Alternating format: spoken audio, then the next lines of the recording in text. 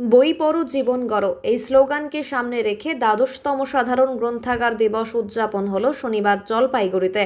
পশ্চিমবঙ্গ সরকারের জনশিক্ষা প্রসার ও গ্রন্থাগার পরিষেবা বিভাগের উদ্যোগে এবং স্থানীয় গ্রন্থাগারের ব্যবস্থাপনায় জলপাইগুড়ি পৌরসভার প্রয়াস হলে বিভিন্ন অনুষ্ঠানের মধ্য দিয়ে সাধারণ গ্রন্থাগার দিবস অনুষ্ঠিত হলো। এই অনুষ্ঠানে উপস্থিত অতিথিদের উত্তরীয় পরি এবং পুষ্পস্তবক দিয়ে বরণ করা হয়। এদিনের এই বিশেষ অনুষ্ঠানে উপস্থিত ছিলেন জলপাইগুড়ি জেলা পরিষদের সভাধিপতি কৃষ্ণা রায় বর্মন, অতিরিক্ত জেলা শাসক পুষ্পক রায়, পুরসভার ভাইস চেয়ারম্যান সৈকত চ্যাটার্জি, জেলা গ্রন্থাগার আধিকারিক ইমরান শেখ প্রমুখ। উদ্বোধনী সঙ্গীত এবং প্রদীপ প্রজ্বলনের মধ্য দিয়ে অনুষ্ঠানের শুভ সূচনা হয়। উদ্বোধনী সঙ্গীত পরিবেশন করেন বিদ্যালয়ের ছাত্রীরা। জেলা গ্রন্থাগার আধিকারিক ইমরান শেখ বলেন, আমরা দেখছি এই ইন্টারনেটের যুগে ছেলে মেয়েদের বই পড়ার চাহিদা ক্রমশই কমছে। বইয়ের প্রতি যাতে পাঠকদের আগ্রহ বৃদ্ধি পায় সেই উদ্দেশ্যেই আমাদের এই অনুষ্ঠান। উল্লেখ, এদিনের অনুষ্ঠান